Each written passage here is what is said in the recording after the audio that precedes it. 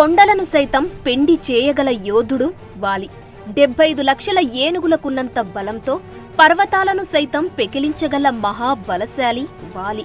రావణాసురుడిని సైతం ఓడించి దారుణంగా అవమానించిన వీరాది వీరుడు వాలి. శ్రీరాముడు కూడా వాలితో ఎదురు నిలిచి పోరాడలేక చెట్టుచాటు నుండి చంపాడంటేనే మనకు అర్థమవుతుంది వాలి ఎంతటి శక్తివంతుడు అని. వాలి ఇతన్ని బాలి అని కూడా అంటారు. ఇతను దేవతల రాజు ఇంద్రుడి కుమారుడు. ఇతనికి తల్లి లేదు. తల్లి లేకుండా ఎలా జన్మించాడని అంటారా? అక్కడికే వస్తున్నా. ఇతని జననం చాలా విచిత్రంగా జరిగింది. బ్రహ్మదేవుని తిలకం నుండి వానరుడిగా జన్మించినవాడు వృక్షవ్రజస్సు. ఇతన్ని వృక్షరజుడని కూడా అంటారు. ఒక్కసారి వృక్షరజుడు ఒక తటాకంలో స్నానం చేస్తాడు. అయితే ఆ తటాకానికి యక్షుడి వల్ల ఓ శాపముంటుంది. అదేమిటంటే దానిలో మగవారు స్నానం చేస్తే ఆడవారిగాను, ఆడవారు స్నానం చేస్తే మగవారిగాను మారిపోతారు. అయితే ఇది తెలియని వృక్షరజుడు అందులో స్నానం చేయడం వల్ల ఒక అందమైన అప్సరసగా మారిపోతాడు. అప్పుడు ఆ ప్రదేశానికి వచ్చిన ఇంద్రుడు, సూర్యుడు అతిలోక సుందరిలా అద్భుత సౌందర్యంతో ఉన్న వృక్షరజుడిని చూసి మోహంతో కామ పరవశులై వృక్షరజుడి వాలభాగంలోనూ కంఠభాగంలోనూ వీర్యాన్ని విడిచిపెడతారు.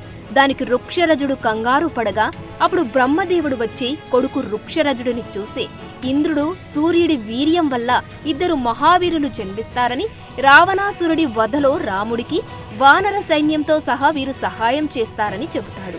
ఇంద్రుడు వాలభాగంలో వీర్యం వదలడం వల్ల వాలి, సూర్యుడు కంఠభాగంలో వదిలిన వీర్యం వల్ల సుగ్రీవుడు అయోనిజలుగా జన్మిస్తారు. వీరిని కిష్కింద పర్వతాలలో జీవించమని చెప్పి బ్రహ్మ అదృశ్యమవుతాడు. వాలి, సుగ్రీవులు ఇద్దరు చిన్నప్పటి నుండే మహాబలవంతులు, పరాక్రమవంతులు. వాలి ఎంత బలశాలి అంటే 75 లక్షల ఏనుగులకున్నంత శక్తిని ఒక్కడే కలిగి ఉండేవాడు. పెద్ద పెద్ద కొండ శిఖరాలను సైతం పెకిలించి వాటిని బంతుల్లాగా సరదాగా విసిరేవాడు. అడవుల్లో పెద్ద పెద్ద దృఢమైన చెట్లను సైతం ఇష్టమొచ్చినట్లు పీకి పారేసేవాడు. సూర్య నమస్కారాలు చేయడానికి అతను తెల్లవారుజామున తూర్పు సముద్ర తీరం నుండి పశ్చిమ తీరానికి, అలాగే ఉత్తర సముద్ర తీరం నుండి దక్షిణ తీరానికి వెళ్లేవాడు. సముద్రంలో నడుస్తూ ఈదుతూ వెళ్లిన ఇతనికి అలసటగాని ఆయాసంగాని లేకుండా తిరిగి కిష్కిందకు చేరుకునేవాడు. పెరిగి పెద్దయ్యాక వాలి కిష్కిందకు రాజవ్వగా అతని తమ్ముడైన సుగ్రీవుడు అతనికి మంత్రిగా సేవలందిస్తుంటాడు. అమృతం కోసం దేవతలు, రాక్షసులు కలిసి క్షీరసాగర మదనం చేస్తారు. అప్పుడు మహాబలశాలి అయిన వాలి తన తండ్రి దేవేంద్రునికి సహాయంగా క్షీరసాగర మదనంలో పాల్గొంటాడు. సాగర మదనంలో నుండి కొంతమంది అప్సరసలు జన్మిస్తారు. వారిలో తార అనే అప్సరస కూడా ఉంటుంది. అద్భుత అందగత్తె అయిన తారను ఇంద్రుని అనుమతితో వాలి పెళ్లి చేసుకుంటాడు. వారికి అంగదుడు జన్మిస్తాడు. వాలి కిష్కింద పర్వతాలలో ఉన్న వానరులందరినీ తన సొంత బిడ్డలుగా చూసుకుంటూ వారందరికీ రాజుగా జనరంజక పాలన కొనసాగిస్తుంటాడు. తర్వాత ఇంద్రుడు తన కుమారుడైన వాలి వద్దకు వచ్చి అతనికి కాంచనమాల అనే వరమాలను ప్రసాదిస్తాడు. దీనిని నీవు మెడలో ధరించి యుద్ధానికి వెళితే నీ ఎదురు నిలిచి పోరాడే శత్రువు శక్తిలో నుండి సగం శక్తి నీకు సంక్రమిస్తుందని చెబుతాడు.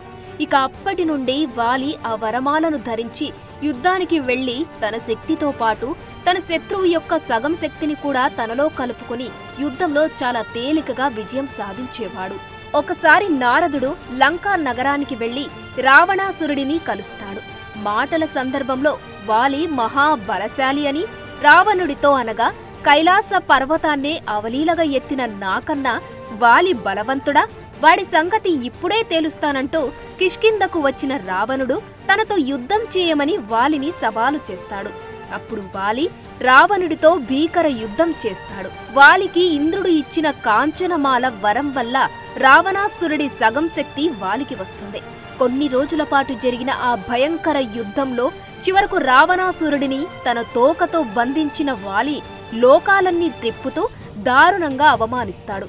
నేను ఓడిపోయానని నన్ను క్షమించి విడిచిపెట్టమని వాలిని వేడుకుంటాడు రావణుడు. అప్పుడు వాలి రావణుడిని విడిచిపెట్టగా సంతోషించిన రావణుడు వాలితో స్నేహం కోరుతాడు. అందుకు అంగీకరించిన వాలి రావణుడిని తన స్నేహితుడిగా ప్రకటించి స్నేహం కొనసాగిస్తాడు. ఆ తర్వాత ఒకసారి దుందుభి అనే రాక్షసుడు సముద్రుడు పర్వతరాజుతో యుద్ధానికి రమ్మని సవాలు చేయగా వారు అతనితో పోరాడలేమని చెప్పి కిష్కింధకు రాజైన వాలి దగ్గరకు వెళ్లమంటారు. అప్పుడు దుందుభి ఒక పెద్ద దున్నపోతు ఆకారంలో కిష్కింధకు వచ్చి వాలిని తనతో యుద్ధానికి ఆహ్వానిస్తాడు. అనవసరంగా ప్రాణాల మీదకు తెచ్చుకోవద్దని ఆ రాక్షసుడికి వాలి నచ్చచెప్పబోయాడు. కానీ వాడు వినిపించుకోలేదు. దాంతో కోపించిన వాలి దుందుభితో యుద్ధానికి దిగుతాడు. ఇద్దరి మధ్య యుద్ధం భయంకరంగా జరుగుతుంది. రోజుల తరబడి ఒకరిని ఒకరు కొట్టుకుంటారు. చివరకు నీరసించిన దుందుభి కొమ్మలు పట్టి మెలిద్రిప్పి దారుణంగా చంపుతాడు వాలి. అప్పుడు ఆ రాక్షసుడి రక్తం ఋష్యమూక పర్వతం వద్ద ఉన్న మతంగ మహర్షి యొక్క ఆశ్రమం గుండా ప్రవహిస్తుంది. రక్తంతో తన ఆశ్రమం అపవిత్రమైందని కోపగించుకున్న మతంగ మహర్షి అందుకు వాలి బాధ్యుడని తన దివ్య దృష్టి ద్వారా తెలుసుకొని, నీవు కనుక ఋష్యమూక పర్వతం మీద కాలు పెడితే చనిపోతావని వాలిని శపిస్తాడు. ఆ తర్వాత దుందుభి కొడుకు మాయావి తన తండ్రి మరణానికి ప్రతీకారం తీర్చుకోవాలని వాలితో యుద్ధానికి దిగుతాడు. మాయావికి వాలికి మధ్య యుద్ధం భయంకరంగా జరుగుతుంది. నీరసించిన మాయావి వాలితో యుద్ధం చేయలేక భయపడి దగ్గరలో ఉన్న ఒక గుహలోకి పరిగెత్తుతాడు. అతనిని అనుసరించి వాలి, సుగ్రీవుడు ఆ గుహ దగ్గరికి వెళతారు. సుగ్రీవుడిని గుహ బయట ఉండమని చెప్పి వాలి లోపలికి వెళతాడు. 1 సంవత్సరం పాటు అన్న వాలి రాక కోసం ఎదురుచూస్తాడు సుగ్రీవుడు. తర్వాత ఆ గుహ నుండి రక్తం ఏరులై పారుతుంది. ఆ రక్తాన్ని చూసి తన అన్న వాలి చనిపోయాడనుకుని ఏడుస్తాడు సుగ్రీవుడు. ఆ రాక్షసుడు మాయావి బయటకు వచ్చి తనను, తన రాజ్య ప్రజలను చంపుతాడేమోనని భయపడి మాయావి బయటకు రాకుండా గుహ ద్వారాన్ని పెద్ద బండరాయితో బయట నుండి మూసివేసి ఇంటికి చేరుకొని అందరికీ ఈ విషయం చెబుతాడు. వాలి మరణించాడని తెలుసుకున్న వానరులంతా బాధపడతారు. తర్వాత వానర పెద్దలందరి సూచనతో కిష్కింధకు రాజుగా సుగ్రీవుడు పట్టాభిషిక్తుడవుతాడు. అయితే గుహలో మాయావిని చంపిన వాలి విజయోత్సాహంతో బయటకు రాబోగా గుహ ద్వారం మూసి ఉండడం చూసి నన్ను బయటకు రాకుండా చేసి ఈ గుహలోనే బందీగా ఉంచి చంపాలని సుగ్రీవుడు తన కుటిల బుద్ధితో ద్వారం మూసివేశాడని తప్పుగా అర్థం చేసుకుని తన గదతో బండరాయిని బద్దలు కొట్టి కిష్కింధకు చేరుకుంటాడు వాలి. అక్కడ సింహాసనంపై సుగ్రీవుడిని చూసి కోపంతో ఊగిపోతూ, నీవు రాజువి కావాలనే స్వార్థంతో నన్నే చంపాలని చూస్తావా ద్రోహి అంటూ సుగ్రీవుడిని దారుణంగా కొట్టి రాజ్యం నుండి బహిష్కరిస్తాడు. అంతేకాక సుగ్రీవుని భార్య రూమాని చెరబట్టి తన ఉంపుడు గత్తెగా చేసుకుంటాడు. తన అన్న వాలి చేత నిందారోపణకు గురైన సుగ్రీవుడు తీవ్ర అవమాన భారంతో ఋష్యమూక పర్వతంపై ఆశ్రయం పొందుతాడు. మతంగ మహర్షి శాపం కారణంగా వాలి ఎప్పటికీ ఆ పర్వతం దగ్గరికి రాడని, ఇక తను క్షేమంగా ఉండవచ్చని అనుకుంటాడు. సుగ్రీవుడి వెంట అతని మంత్రి అయిన హనుమంతుడు, మరికొంతమంది వానర వీరులు ఋష్యమూక పర్వతానికి వస్తారు. ఇంకోవైపు తండ్రి ఆజ్ఞానుసారంగా శ్రీరాముడు సీతా లక్ష్మణుడితో కలిసి వనవాసానికి అడవికి రాగా అక్కడ లక్ష్మణుడు శూర్పణఖ ముక్కు చెవులు కోస్తాడు. తన చెల్లికి జరిగిన అవమానానికి కోపంతో రగిలిపోయిన రావణాసురుడు సీతను అపహరించి లంకా రాజ్యానికి తీసుకుపోతాడు. సీతను కాపాడడానికి జటాయువు ప్రయత్నించి రావణుడి చేతిలో గాయపడతాడు. అప్పుడు సీతాదేవిని వెతుకుతూ వచ్చిన రామలక్ష్మణులకు సీతను రావణుడు ఎత్తుకెళ్లాడని చెప్పి, మీరు ఋష్యమూక పర్వతంపైనున్న సుగ్రీవుడు వద్దకు వెళితే అతను మీకు సహాయం చేస్తాడని చెప్పి జటాయువు చనిపోతాడు. అప్పుడు రామలక్ష్మణులు ఋష్యమూక పర్వతానికి చేరుకునగా మహాధనుర్ధారులైన రామలక్ష్మణులను దూరం నుండి చూచిన సుగ్రీవుడు భయపడి వారి గురించి తెలుసుకురమ్మని హనుమంతుడిని పంపగా, హనుమంతుడు వారు అయోధ్య రాకుమారులైన రామలక్ష్మణులని సహాయం కోరి వచ్చారని తెలుసుకుని సుగ్రీవుని వద్దకు తీసుకుని వస్తాడు. హనుమంతుని ద్వారా వారి వృత్తాంతాన్ని విన్న సుగ్రీవుడు రామలక్ష్మణులను స్వాగతించి ఆదరిస్తాడు. సీతమ్మను తీసుకురావడానికి తాను సహాయపడతానని, కాకపోతే తనకు సైన్యం కాని రాజ్యం కాని లేదని, తన అన్న వాలి తనకు చేసిన ద్రోహం గురించి రాముడికి చెబుతాడు సుగ్రీవుడు. అప్పుడు శ్రీరాముడు వాలిని చంపి నిన్ను కిష్కింధకు రాజును చేస్తానని అగ్నిసాక్షిగా ప్రమాణం చేస్తాడు. అందుకు సుగ్రీవుడు వాలిని చంపడం అంత తేలిక కాదని, అతను అసమాన బల పరాక్రమవంతుడని రాముడితో అంటాడు. సుగ్రీవుడికి నమ్మకం కలిగించడానికి రాముడు కొండలాంటి దుందుభి రాక్షసుడి కళేబరాన్ని 10 క్రోసుల దూరంలో పడేలా తంతాడు. అలాగే ఒక్క బాణంతో 7 సాల వృక్షాలను ఛేదిస్తాడు. రాముడి శక్తి సామర్థ్యాలపై నమ్మకం కుదిరిన సుగ్రీవుడు రాముడిని ఆలింగనం చేసుకుని సీతమ్మను తెచ్చి నీకు అప్పగిస్తానని సుగ్రీవుడు మాట ఇస్తాడు. తర్వాత రాముడి అండ చూసుకొని సుగ్రీవుడు వాలిని యుద్ధానికి పిలుస్తాడు. వాలి సుగ్రీవుల మధ్య యుద్ధం భయంకరంగా జరుగుతుంది. రెండు కొండలు ఢీకొన్నట్లుగా అన్నాదమ్ములిద్దరూ భీకరంగా పోరాడుతున్నారు. ఒకరిపై ఒకరు పిడిగుద్దులు గుద్దుకున్నారు. ఒకరికి ఒకరు తగ్గకుండా యుద్ధం చేస్తున్నారు. దూరం నుండి వారి యుద్ధాన్ని చూస్తున్న రాముడికి వాలి సుగ్రీవులు ఇద్దరు ఒకే పోలికలతో ఉండడంతో వారిలో వాలి ఎవరో పోల్చుకోలేక బాణం వెయ్యకుండా రాముడు మౌనంగా ఉండిపోతాడు. వాలికి ఇంద్రుడు ఇచ్చిన కాంచనమాల వర ప్రభావంతో సుగ్రీవుడి సగం శక్తి వాలికి రావడంతో రెట్టించిన ఉత్సాహంతో యుద్ధం చేస్తాడు. చివరకు సుగ్రీవుడు వాలి చేతిలో దెబ్బలు తిని నీరసించి యుద్ధం చేయలేక యుద్ధరంగం నుండి భయపడి పారిపోయి ఋష్యమూక పర్వతానికి చేరుకుంటాడు. అక్కడ రాముడిని కలిసి నాకు లేనిపోని ఆశలు కల్పించి వాలితో యుద్ధానికి పంపావు, యుద్ధంలో వాలిపై ఎందుకు బాణాలు వెయ్యలేదని నిష్ఠూరంగా మొరపెట్టుకుంటాడు సుగ్రీవుడు. అప్పుడు రాముడు, మీరిద్దరూ చూడడానికి ఒకేలా ఉన్నారు. వాలిని నేను పోల్చుకోలేకపోయాను.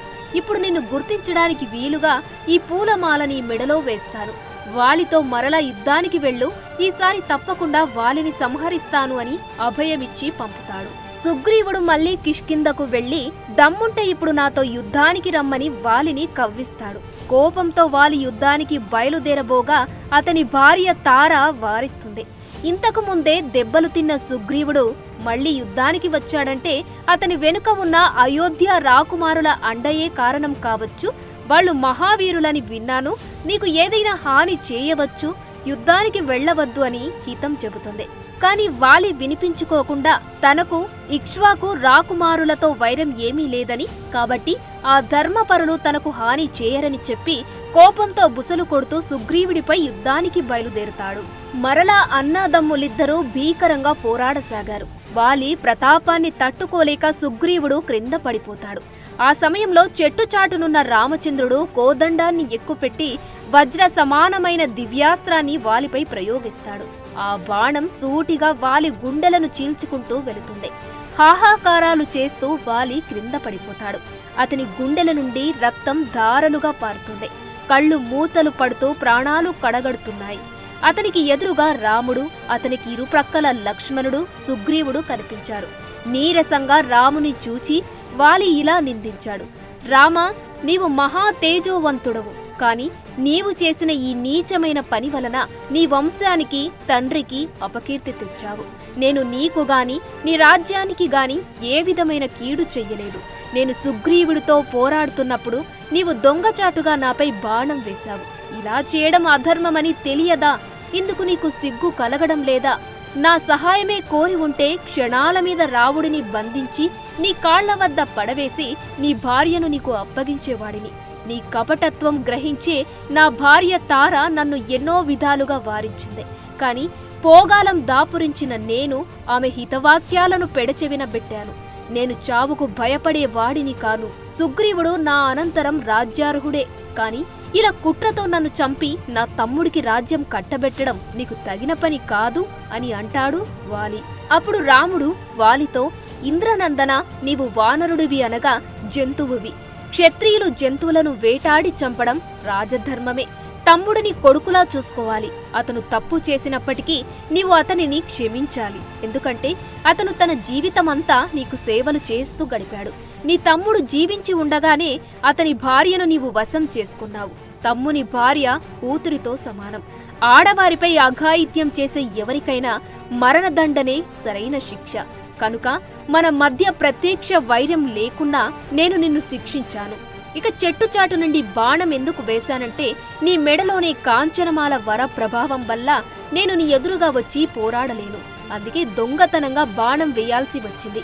అయినను అది నా తప్పే. భగవంతుడైనా సరే అధర్మానికి పాల్పడితే శిక్ష తప్పదు. నేను కూడా క్షమార్హుడను కాదు. అందుకే నేను ద్వాపర యుగంలో శ్రీకృష్ణుడిగా జన్మిస్తాను. అప్పుడు నీవు జర అనే వేటగాడిగా జన్మించి నన్ను చంపుతావు అని వరమిస్తాడు. ధర్మ రక్షణార్థమే ఇప్పుడు నిన్ను చంపుతున్నాను. సృష్టికర్త ఆజ్ఞ మేరకు రావణ వధలో వానరులు నాకు సహకరించాలి. కాని నీవు రావణుడి మిత్రుడవయ్యావు. కనుక నీవు నాకు సహాయపడితే మిత్రద్రోహివవుతావు. రావణుడి పక్షాన ఉంటే పితృద్రోహివవుతావు. అటువంటి మహాపాతకాలు నీకు అంటకుండా నిన్ను రక్షించాను. ఇకనైనా నా చేతలో ధర్మాన్ని తెలుసుకొని మనశ్శాంతిగా మరణించు అని అంటాడు రాముడు. రాముని మాటలు విన్న వాలి, రామా, సర్వాగ్నుడవైన నీకు బదులు చెప్పగలిగే వాడను కాను. నీ చేతిలో మరణించడం నా పూర్వజన్మ సుకృతం. గారాబంగా పెరిగిన నా కొడుకు అంగదుడిని కూడా సుగ్రీవునిలాగానే రక్షించు. నా మీద ఉన్న ద్వేషంతో సుగ్రీవుడు తారను హింసించకుండా చూడు. నా అపరాధాలను మన్నించు అని చెప్పి సుగ్రీవుడిని దగ్గరకు పిలిచి తన మెడలోని కాంచనమాలను సుగ్రీవుడి మెడలో వేసి, కిష్కిందకు రాజువై ప్రజలందరినీ సొంత బిడ్డలుగా చూడు. జనరంజక పాలన చేయి. అలాగే అంగదుడిని సొంత కొడుకులాగా చూసుకో. తార చెప్పే హితవాక్యాలు పాటించు. వెంటనే సీతమ్మను తెచ్చి రామునికి అప్పగించు అని సుగ్రీవునికి హితబోధ చేస్తాడు వాలి. తర్వాత అంగదునితో కూడా బాబాయిని తండ్రిలా చూడు. దేశకాలాలు గుర్తించి ప్రభువు పట్ల విధేయుడై ఉండాలి. రామలక్ష్మణులను గౌరవించు. ఎవరితోనూ అతి స్నేహము, తీవ్ర వైరము మంచివి కావని చెప్పి అందరి వద్ద సెలవు తీసుకుని మరణిస్తాడు వాలి. వాలి మరణంతో వానరులంతా ఏడుస్తారు. తనను కూడా చంపి భర్త దగ్గరకు పంపమని తార రాముడిని ప్రాధేయపడుతుంది. సుగ్రీవుడు కూడా పశ్చాత్తాపంతో కుమిలిపోయి తాను కూడా మరణిస్తానంటాడు. వారందరినీ ఓదార్చిన రాముడు వాలికి అంత్యక్రియలను జరపమని చెబుతాడు. అనంతరం రాముడు కిష్కిందకు రాజుగా సుగ్రీవుడిని, యువరాజుగా అంగదుడిని పట్టాభిషిక్తులను చేస్తాడు. ఆ తర్వాత రామ-రావణ యుద్ధం జరిగి రావణ సంహారం తర్వాత సీత రాముణ్ణి చేరుతుంది. త్రేతాయుగం ముగిశాక ద్వాపర యుగంలో శ్రీరాముడు శ్రీకృష్ణుడిగా జన్మించి దుష్ట శిక్షణ కోసం మహాభారత మహాయుద్ధాన్ని జరిపిస్తాడు. దుష్టులను సంహరిస్తాడు. మహాభారత యుద్ధం ముగిసిన 36 సంవత్సరాల తరువాత ఒకసారి అడవిలో కాలు మీద కాలు వేసుకుని నిద్రపోతుంటాడు శ్రీకృష్ణుడు.